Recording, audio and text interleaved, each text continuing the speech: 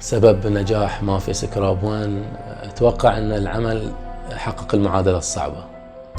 يعني صعب في المسرح أنك تحصل مسرحية هادفة كوميدية وبسيطة. فالمسرحية ببساطة كانت بهذا الشيء، فيها الكوميديا وفيها الرسالة الهادفة وفيها متعة المشاهدة وما فيها تكلف، فصارت من القلب إلى القلب. من أساس كتابتنا حق مافيا سكراب 1 إليها تكملة وجزء ثاني، بس كنا بنطرحها على ضوء نجاح مافيا سكراب 1. الحمد لله الحضور كان جميل عندنا، تفاعل الناس يعني صراحة جدا جميل، شجعنا ان احنا نقدم مافيا سكراب 2، ونتمنى حضورهم واللي فاته مافيا سكراب 1 يجي ويستمتع ويانا في مافيا سكراب 2. الهدف الأكبر من دوري ان احنا نحقق معادلة، انه هو العمل قائم كله على بعضه، يعني مو معتمد على ممثل واحد او معتمد على جروب معين، لا العمل كله بعضه، قصة، هدف، رسالة، كوميديا. أتمنى وأتوقع هاي العمل بيكون أقوى من مافيا سكراب 1 بحكم عندنا أسماء جديدة، طاقات جديدة يعني بتضيف للعمل. عندنا نورة موسى، عندنا عبد الله سويد، عندنا البسام، وبالإضافة للجروب السابق الله يعطيهم العافية.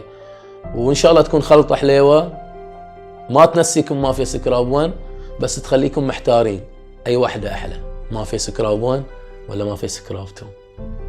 بعد النجاح الكبير اللي حققته مسرحية مافيا سكراب 1، ارتأى طاقم العمل أن يرجع إليكم بمسرحية مافيا سكراب 2، خصوصا أن لما نزلناها على مواقع التواصل الاجتماعي صار لها صدى، صار لها تفاعل كبير، فهذا شجعنا أن نرجع بمسرحية مافيا سكراب 2 بحبكة جديدة، بنص جديد. أنا أتوقع يمكن النص الجديد راح يكون، أو النص الجديد أساسا أقوى كحبكة درامية كقصة من النص السابق، خصوصا بمشاركة فنانين لهم وزنهم لهم ثقلهم في ساحة درامية في البحرين.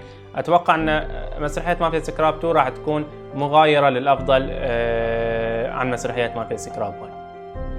ما أقدر أتكلم بشكل مفصل عن قصة أو حبكة مسرحية مافيا سكراب 2، ولكن اللي أقدر أقوله أن راح الحبكة تدور حول شخصية نوح اللي راح يؤديها الفنان سامي رشدان، ومش بالضرورة اللي بيشوف مافيا سكراب 2 لازم يشوف مافيا سكراب 1، لأن المسرحيتين صايرين متصلين أو منفصلين في نفس الوقت. في النهاية واحد ما يقدر يعطي توقعات دقيقة، ولكن كتوقعات عامة أتوقع أن العمل هذا راح يقدم بشكل أفضل، خصوصا بعد ما مرينا بتجربة في الجزء الأول من المسرحية، وأن نفس طاقم العمل تقريبا نفس طاقم العمل راح يعيد بالجزء الثاني. ممكن هذا الجزء راح يكون أزيد في ناحية جرعة الكوميديا، من ناحية الفنيات الموجودة في المسرحية، وكذلك من ناحية طرحها إلى قضايا تلامس المجتمع.